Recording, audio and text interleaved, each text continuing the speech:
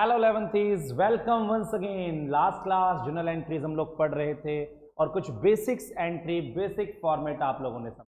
आज हम कुछ अच्छी एंट्री लेकर आए आपके साथ में और बढ़िया जर्नल एंट्रीज के कॉन्सेप्ट करेंगे। आज स्पेसिफिक डेटर्स ट्रीटमेंट भी करने वाले हैं, तो आज बहुत अच्छी क्लास है। आज की वीडियो लगभग 35 to 40 मिनट्स तक होगी। इसमें बहुत कुछ कंटेंट हम करने की कोशिश कर रहे हैं, तो फोकस करेंगे स्टूडेंट्स।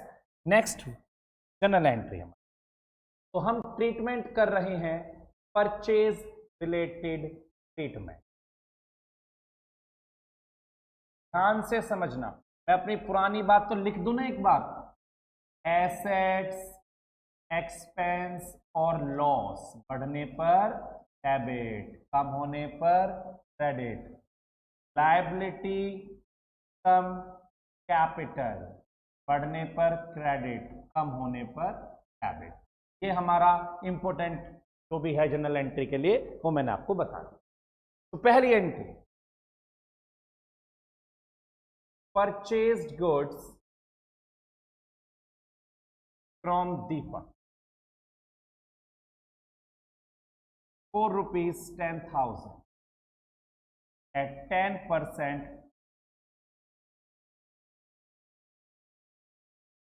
हमने दीपक से 10,000 रुपए का सामान खरीदा, 10% trade discount. Goods return to him, हमने उसे वापस कर दिया 900 रुपए का सामान। और नेक्स्ट एंट्री है paid to Deepak ₹8,000 full settle. Sir आप क्या बताना चाह रहे हैं? मैं आपको एक ही एंट्री में, मतलब एक बंदे से जुड़ी हुई 3 एंट्री लेके आया। आपने दीपक से सामान खरीदा। अगर आप दीपक से सामान खरीदते हैं तो आपकी एंट्री होती है परचेज अकाउंट डेबिट, क्योंकि उधार खरीदा है तो टू दीपक या दीपक्स अकाउंट। बीइंग गुड्स परचेज, मैं बीइंग्स नहीं खाता, आपको पता है, आप खुद। तो ये हमारी फर्स्ट एंट्री। सर 10,000 का सामान था ना, आपने 10% तो ट्रेड डिस्काउंट दे दिया सर, तो आपने कितने का परचेज किया? 9,000 का। ध्यान रखना, बहुत अच्छे से बताया था मैंने कि ट्रेड डिस्काउंट कभी भी बुक में शो नहीं किया जाता। ट्रेड डिस्काउंट कभी भी बुक में शो नहीं किया जाता, अमाउंट माइनस की जाती है। तो यहां पर हमने कितने का परचेज किया? 9,000। सर क्यों? परचेज आपका एक्सपेंस है और उधार खरीदने पे दीपक आपका क्रेडिटर बनेगा, हमने लास्ट क्लास में पढ़ लिया था। अब अगली एंट्री में क्या हुआ? अगली एंट्री में आपने दीपक को 900 रुपए का सामान वापस कर दिया। दीपक जिससे आपने 9,000 का सामान खरीदा था, उसका 900 का सामान वापस कर दिया, तो आपके क्रेडिटर क्या हो जाएंगे? कम। सर आप सामान वापस कर रहे हो, किसी का पैसे कम देने पड़ेंगे आपको, तो इसका उल्टा एंट्री नहीं हो जानी चाहिए। दीपक वापस से डेबिट हो जाएगा, लायबिलिटी कम। और परचेज रिटर्न, क्या बोलते हैं इसको हम? टू परचेज जो था वो परचेज क्या बन गया? रिटर्न। आप इसका दूसरा नाम रिटर्न आउटवर्ड भी यूज कर सकते हैं, रिटर्न आउटवर्ड। सर कितना वापस कर दिया? 900 रुपए का सामान वापस। सर अब मुझे 9,000 का सामान लिया था, 900 का रिटर्न कर दिया, तो दीपक का जो बैलेंस बच रहा है टू पे, हमें कितने पे करने हैं? 8,100। लेकिन मैंने उसे कितने दिए? 8,000। और क्या लिखा है आगे? Full settlement. जब ये फुल सेटलमेंट लिखा होता है तो डिस्काउंट हिडन होता है। तो आपको पता है क्या इस मतलब है कि जो मेरा दीपक क्रेडिटर था वो तो मेरा पूरा खत्म हो जाएगा 8,100 में, लेकिन मेरे पास से बस कैश कितना जाएगा? 8,000। तो मुझे क्या मिल गया? सर आपको डिस्काउंट मिल गया, आपके बल्ले बल्ले हो गए 100 रुपए से, तो मुझे क्या मिल गया? Discount, revenue. तो एंट्री की बात क्या की जाए? लायबिलिटी कम होने पर डेबिट, दीपक डेबिट 8,100 से। कैश कितना गया? सर कैश तो 8,000 ही दिया है आपने, और बाकी आपको क्या मिल गया? सर डिस्काउंट मिल गया 100 रुपए का। ओहो, तो ये वाली बात होती है। अगर फुल सेटलमेंट हो तो इस तरीके से हमें डिस्काउंट चेक करना होता है, और ऐसी एंट्री को हम कंपाउंड एंट्री बोलते हैं। क्या बोलते हैं सर? Compound entry. जिन एंट्रीज में 2 से ज्यादा आइटम आती हैं उन्हें हम कंपाउंड एंट्री का नाम दे देते हैं। ठीक है सर, बात समझ में आ गई है। लेकिन सर अगर इसकी जगह ऐसे लिखा होता, पेड टू दीपक ₹8,000, बस इतना लिखा होता, या 8,000 ऑन एन अकाउंट लिखा होता, सर हम तब क्या करते? तो बेटा इस बात का मतलब यह होता है कि दीपक को अभी 8,000 दिए हैं, 100 रुपए जो है ना वो देने पड़ेंगे बाद में, वो डिस्काउंट नहीं है। अगर फुल सेटलमेंट है तो डिस्काउंट है। तो सर ऐसे केस में तो फिर तो आप ये बोलोगे दीपक डेबिट हुआ, केवल 8,000 की लायबिलिटी उतरी और आपके पास से कैश कितना गया? 8,000। तो आप डिस्काउंट रिप्रेजेंट नहीं। तो मेरे ख्याल से आपको ये परचेज का ट्रीटमेंट समझ में आ गया। तो मैंने इसमें परचेज की एंट्री लाया, परचेज रिटर्न की एंट्री आपके सामने आ गई, और किसी बंदे को पेमेंट करते हैं तो उसकी एंट्री आपके सामने आ गई। कोई दिक्कत नहीं होनी चाहिए। आगे बढ़ सकते हैं। सेम एंट्री सेल में ला सकता हूं मैं, सेल में डिट्टो एंट्री। हाँ सर लेके आओ ना प्लीज। देखो सेल में sold goods to Anil for ₹10,000। बेटा डिट्टो रख रहा हूं same at 10% trade discount.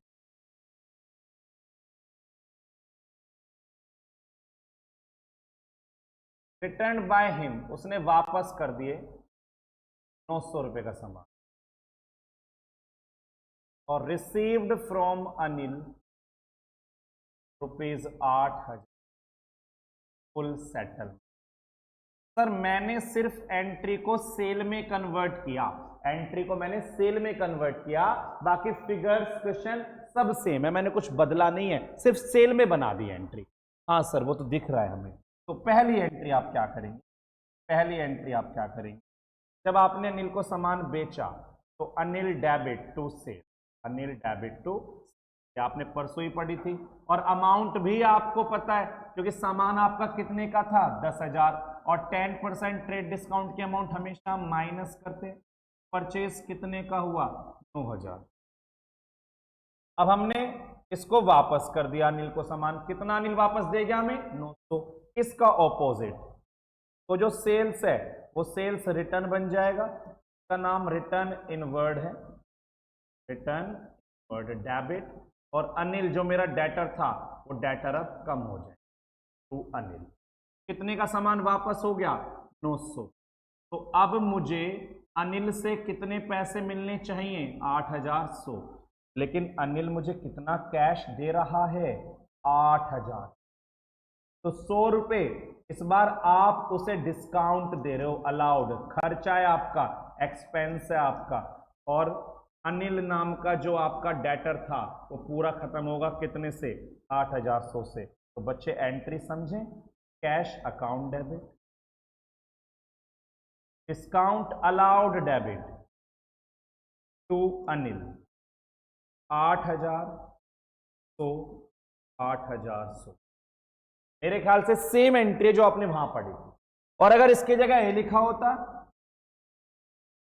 Received ₹8,000 from Anil on an account, sir इसमें डिस्काउंट नहीं होता, आपने तो बताया था अभी, तो फिर तो आप ये कर देते कैश अकाउंट डेबिट अनिल, सीधा 8। आई होप आपको ये बात समझ में आ गई होंगी। तो आज के हमारी जो अब तक की 2 स्क्रीन हमने देखी हैं, पिछले में हमने देखा हम किससे परचेस करते हैं तो क्या एंट्री होती है, परचेस रिटर्न पे क्या होता है, और पेमेंट अगर उसे कर दे तो क्या होता है, फुल सेटलमेंट के साथ। फिर हमने सेल किया, सेल रिटर्न भी आ गया, और अगर सेल वाला बंदा हमारी पेमेंट कर दे तो हम कैसे ट्रेड करते। तो ये अब तक की हमारी सारी बेसिक जनरल एंट्रीज को कवर करते। अब हम कुछ बेटर ट्रीटमेंट की तरफ, जो कुछ स्पेशल ट्रीटमेंट होते हैं और जो एग्जाम्स में आते हैं उनकी तरफ जाते हैं। तो सबसे पहले हम सीखेंगे, आज की स्लाइड नंबर 3 पर आ रहे हैं, और हमें पढ़नी है स्पेसिफिक परचेज एंट्री। सर बहुत इंपॉर्टेंट होती है स्पेसिफिक परचेज एंट्री। तो मैं बस एक छोटा सा नोट्स लिखाऊंगा, ध्यान से सुनना। Whenever goods are drawn out of stock, जब भी स्टॉक में से सामान दिया जाएगा, एक्सेप्ट सेल, सेल को छोड़कर purchase account is always credited, हमेशा परचेज अकाउंट क्रेडिट होगा। All such entries are passed with cost price, और ये सारी एंट्री हमेशा कॉस्ट प्राइस पर होंगी। तो specific purchase entry cost price पर होंगी। सर समझे नहीं आपने क्या लिखा है, मैं समझाता हूं। आपने गुड्स खरीदे तो आपने एंट्री करी थी परचेज टू कैश। जब आपने गुड्स खरीदे तो आपने एंट्री क्या करी थी, परचेज टू कैश। तो आपने जो गुड्स खरीदे थे वो परचेज अकाउंट में लिखे थे। कौन से अकाउंट में लिखे थे, परचेज अकाउंट में। अब उन गुड्स में से कुछ गुड्स मैंने चैरिटी में दे दिए, मेरा खर्चा तो हो रहा है, मेरा खर्चा तो हो रहा है चैरिटी नाम का, लेकिन मैंने क्या दिए, गुड्स। कहां से, जो मैंने परचेज अकाउंट में रखे हुए थे, जो मैंने परचेज, क्योंकि गुड्स आए थे परचेज अकाउंट में। या मान लो जो सामान मैंने परचेज किया था उसमें से कोई इंप्लॉय चोरी करके ले गया सामान, तो लॉस हो गया मुझे, और सामान कहां से निकला, परचेज अकाउंट वाले में से। तो जब भी आपके पास से गुड्स जाएंगे, जब भी आपके पास से गुड्स जाएंगे सेल को छोड़कर, तो आप हमेशा परचेज को क्रेडिट करना, क्योंकि सामान आपने परचेज अकाउंट में रखा हुआ। ठीक है, ध्यान से पढ़े। पहली entry, goods lost by fire, सामान आग से जल जाए या सामान चोरी हो जाए, या लॉस बाय थेफ्ट, तो आपको एंट्री क्या करनी है, लॉस बाय फायर या थेफ्ट डेबिट, और क्रेडिट हमेशा कौन होगा, टू परचेज। ये बहुत इंपॉर्टेंट एंट्री है, एग्जाम की एंट्री है, तो आप लिख ही लो। और ध्यान रखना कॉस्ट प्राइस से करनी है, कॉस्ट प्राइस से। आपको दोनों दे रखे होंगे क्वेश्चन में, करेंगे बात अभी। Goods distributed as free sample, आपने लोगों में सैंपल बांटे, सैंपल बांट रहे हो। घड़ी पहले इस्तेमाल करो फिर विश्वास करो। नमस्ते इंडिया दूध आया था तो 100 ml के पाउच बना के लोगों को टेस्ट कराते थे, भैया दूध चेक करके बताना कैसा है। तो सर सैंपल बांटने पड़ते हैं अगर कोई नया प्रोडक्ट मार्केट में लाते हो। ओहो सर ये तो एडवर्टीजमेंट हो रही है। हाँ जी बिल्कुल एडवर्टीजमेंट हो रही है। एडवर्टीजमेंट डेबिट या फ्री सैंपल, दोनों में से कोई भी नाम यूज करो। डेबिट क्योंकि खर्चा है आपका, और फिर से आपके पास से क्या जा रहे हैं, सर गुड्स जा, क्रेडिट कौन, परचेज होगा। तो एंट्री ओके। तीसरा, goods taken away by proprietor. भाई अगर मेरा अपना ही मेडिकल स्टोर और मेरे घर में दवाइयों की जरूरत पड़ गई तो क्या मैं वो दवाइयां बाहर से खरीदूं, अपनी शॉप से ले जाऊंगा ना। तो खर्चा हुआ, हाँ सर हुआ तो सही। पर्सनल यूज के लिए आप कुछ भी लोगे उसे क्या बोलेंगे, ड्राइंग्स। मैंने पैसे नहीं निकाले इस बार, मैं क्या ले गया, गुड्स। तो क्रेडिट कौन होगा, purchase. Fourth, goods given as charity, goods given as charity, सामान दान में दिया, चैरिटी में दिया। तो एंट्री क्या, खर्चा किस नाम का, चैरिटी, और फिर से क्या जा रहा है आपके पास से, गुड्स। तो चैरिटी टू परचेज। कभी कभी ऐसे बोलेगा, goods lost in transit. Transit मतलब रास्ते में सामान आ रहा था ट्रक वगैरह से, टूट गया हो, खराब हो गया हो, चोरी हो गया हो, तो एंट्री क्या है, लॉस इन ट्रांजिट डेबिट। फिर से हमारे पास से क्या गए हैं, गुड्स, क्रेडिट कौन हो जाएगा, परचेज। ठीक है, तो वैसे तो पहली 4 एंट्री ज्यादा मैटर करती हैं। एक एंट्री आजकल ये भी लिखी होती है, जैसे मान लो मैं लकड़ी के टिम्बर बेचता हूं। टिम्बर समझते हैं आप, जो ये लकड़ियां, जैसे जो फर्नीचर बनता है, जो लकड़ी आती है, जो रॉ मेटल होता है वो टिम्बर होता है। मैं लकड़ी के टिम्बर बेचता हूं, मेरा टिम्बर का काम है। उसी टिम्बर में से, तो जब मैंने टिम्बर, ध्यान से सुनना, जब मैंने वो टिम्बर खरीदा होगा तो मैंने एंट्री करी होगी परचेज टू कैश। मैंने एंट्री करी होगी परचेज टू कैश, क्योंकि टिम्बर मेरा स्टॉक था। अगर उसी टिम्बर में से कुछ टिम्बर मैं अपने ऑफिस का फर्नीचर बनाने के लिए यूज कर लूं, तो मेरे पास फर्नीचर तो बन जाएगा, क्या कैश जाएगा, या उस परचेज वाले माल को मैंने यूज कर लिया, परचेज वाले माल को यूज कर लिया ना। तो कभी अगर ऐसा आए, यूज्ड टिम्बर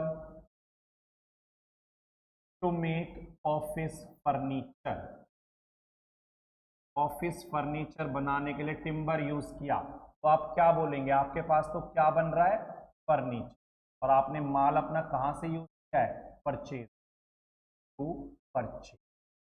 होपफुली जो मैं समझाना चाहता हूं आप समझ गए होंगे। इसमें एंट्री कैसी होती है, एंट्री इस बेस्ड होती है। जैसे मैं एक एंट्री लिख रहा हूं आपके सामने,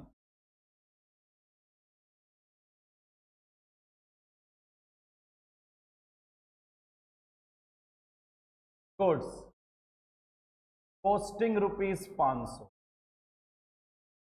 सेल प्राइस ₹600, पर गिवन एज चैरिटी। सामान जिसका कॉस्ट 500 था, जिसका कॉस्ट 500 था, लेकिन हम उसे बाजार में 600 का बेच रहे थे। होता है ना ऐसा, मैं एक पेन लाया ये 10 रुपए का, बेचूंगा तो 12 का ही ना, तो कॉस्ट 10 है, सेल प्राइस 12 है।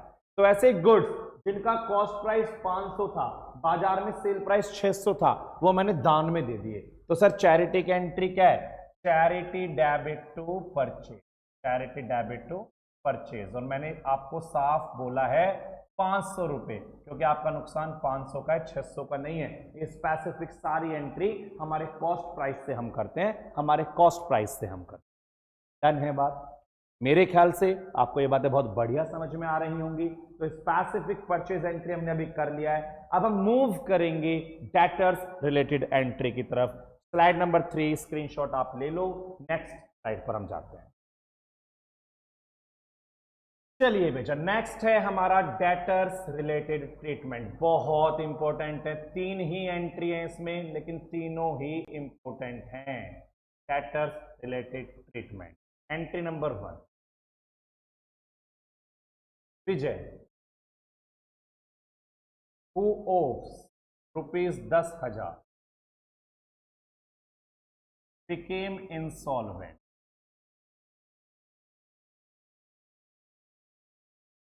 Nothing is realized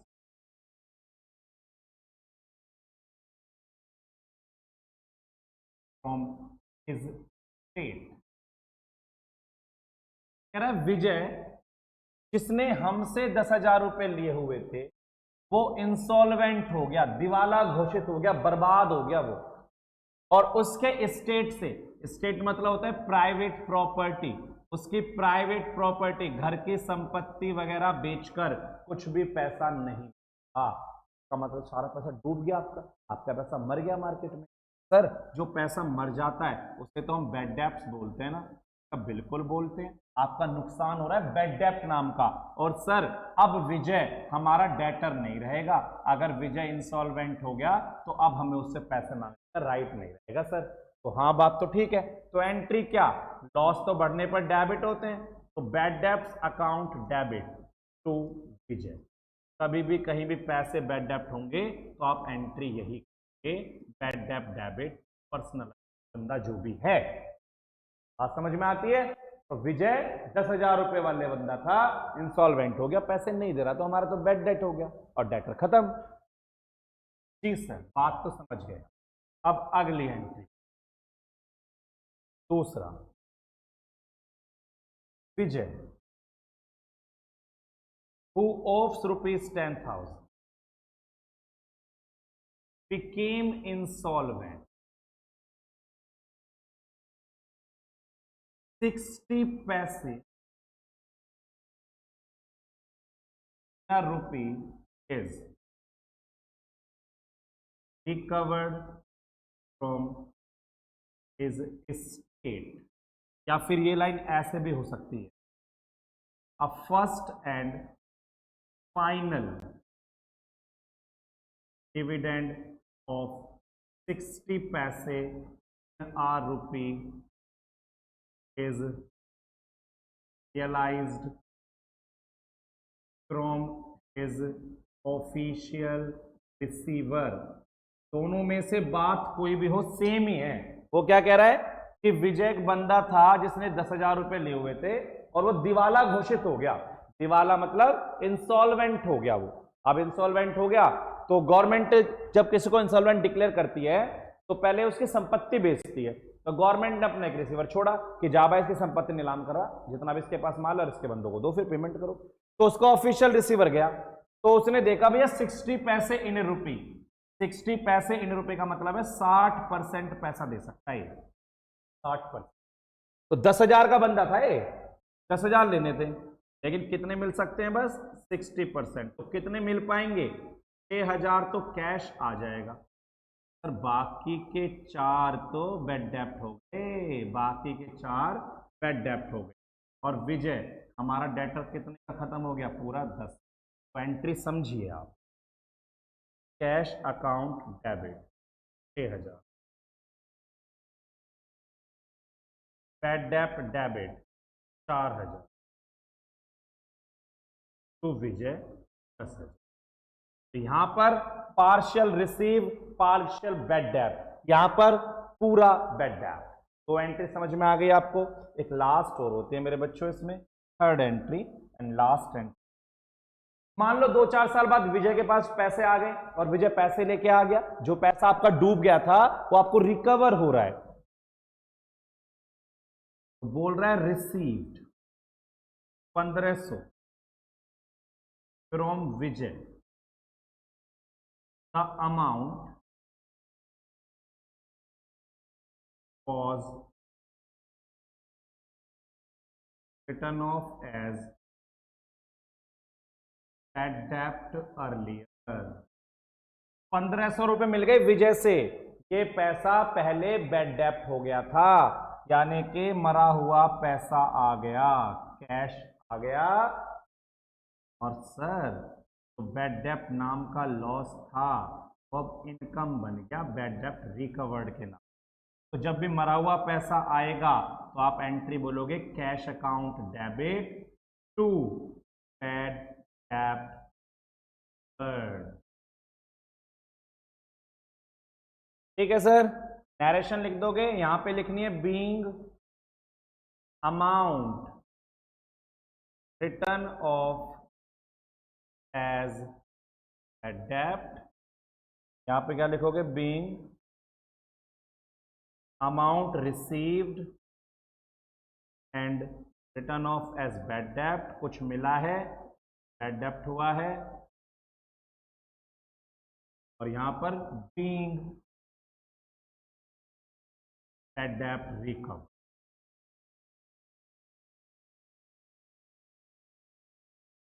तो मेरे ख्याल से स्पेसिफिक परचेज एंट्री आपको समझ में आई, डेटर्स की एंट्री आपको समझ में आई, और आनी भी चाहिए, बहुत खास एंट्रीज है, बहुत इंपॉर्टेंट एंट्री का पार्ट है।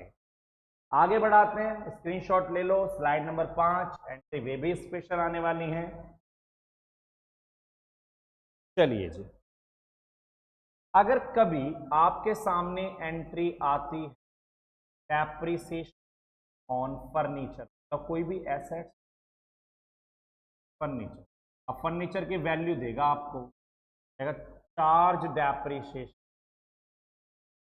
ऑन फर्नीचर, चार्ज 10% डेप्रिसिएशन, और वैल्यूड है 1। फर्नीचर 1 लाख है, उस पर 10% आपको डेप लगा, तो 1 लाख का 10% कितना होता है? 10,000 का डेप लगेगा। तो डेप आपका एक्सपेंस है, डेप आपका एक्सपेंस है, और इससे फर्नीचर की वैल्यू क्या हो जाएगी? कम। तो आप एंट्री करोगे depreciation debit, depreciation debit furniture, depreciation debit to furniture 1,000, 10,000। किसी भी एसेट्स पे कभी भी डेप लगा दोगे, बीइंग डेप्रिसिएशन चार्ज, डेप्रिसिएशन, कोई दिक्कत? तो किसी एसेट्स पे कभी डेप लगाने की एंट्री आपके सामने है, तो आप ऐसे करें। नेक्स्ट आपके सामने एक एंट्री आएगी interest on capital, interest on capital. तो इंटरेस्ट ऑन कैपिटल की एंट्री क्या है? इंटरेस्ट ऑन कैपिटल बिजनेस का एक्सपेंस होता है, इंटरेस्ट ऑन कैपिटल बिजनेस का एक्सपेंस है, और ये किसको देना है? मालिक। से कैपिटल बढ़ती है, से कैपिटल बढ़ती है। तो कभी भी इंटरेस्ट ऑन कैपिटल आए तो interest on capital debit to capital, interest on capital debit to capital. चले, कभी आपके सामने इंटरेस्ट ऑन ड्राइंग आ जाए, interest on drawing, sir interest on drawing क्या है? इंटरेस्ट ऑन ड्राइंग तो चार्ज करता है ना बिजनेस मालिक से, charge by firm from proprietor, firm को प्रोपराइटर से लेना होता है। तो प्रोपराइटर की एक तरह की, बिजनेस की एक तरह की इनकम होती है, तो हमेशा क्रेडिट होगी और कटेगी कहां से? कैपिटल से। Capital debit to interest on drawing, और चाहो तो इसकी एंट्री ये भी कर सकते हो, ड्राइंग डेबिट टू इंटरेस्ट, बाद में ड्राइंग भी कैपिटल से ही कटती है, तो दोनों में से कोई भी एंट्री आप इसकी कर सकते हैं। तो ये भी आपकी बढ़िया एंट्री में इंक्लूड हो गई है। तो अब हमें क्या पढ़ना है? अब हमारे पास सिर्फ 6 एंट्री बचती हैं, उसके बाद हमारा ये वीडियो एंड हो जाएगा। तो लास्ट 6 एंट्री की तरफ हम जा रहे हैं। अब थोड़ा सा आगे बढ़ो, ये तो ऐसी एंट्री माइंड में सेट कर लेना आती हैं एग्जाम में, जैसे ट्रीटमेंट ऑफ एक्सपेंस ले रहा हूं, एक्सपेंस का नाम ले लिया रेंट।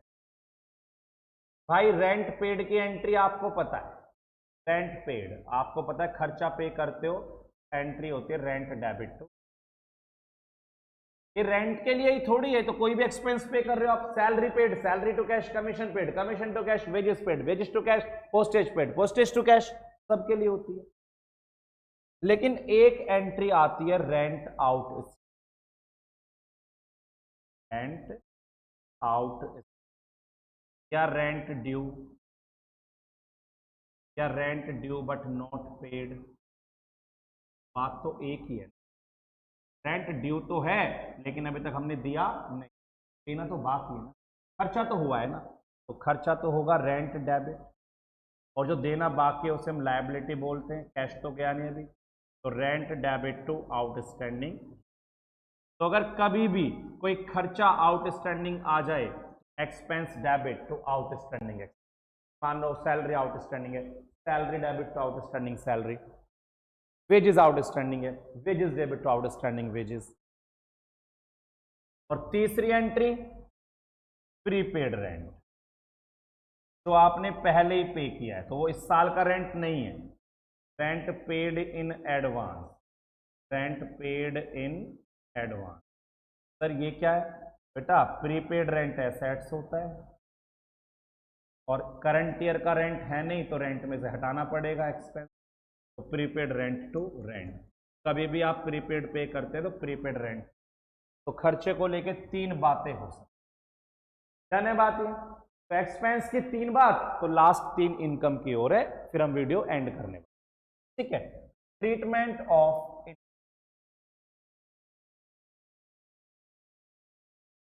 ट्रीटमेंट ऑफ इनकम मतलब कमीशन ले लेते हैं मान लो। अब आप खुद बताओ, क्या आपको कमीशन रिसीव एंट्री नहीं? क्या एंट्री होती है commission? Cash account debit commission होती है ना, तो कमीशन मिलता है तो cash account debit to commission. लेकिन अगर एंट्री आपके सामने ये आ जाए, commission earn but not receive,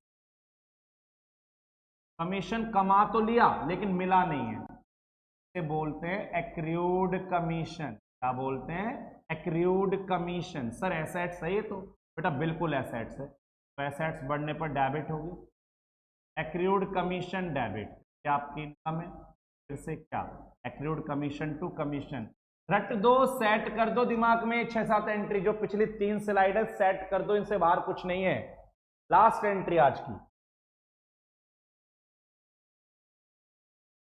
commission received advance, यानी एडवांस कमीशन, तो आपको एडवांस में, अरे तो लायबिलिटी होती है और इस साल का है नहीं, साल के कमीशन से हटाओ to advance, commission debit to advance commission. बच्चों मैक्सिमम सारी एंट्रीज कवर कर दी मैंने, बस ट्रेड डिस्काउंट, कैश डिस्काउंट का डीप कॉन्सेप्ट वो अगले वीडियो में लेके आऊंगा। आप यहां तक कवर करो, आपका काम हो जाएगा, इसी में से एंट्री जनरल में। तो टेक केयर, मिलते हैं नेक्स्ट क्लास में, बाय बाय।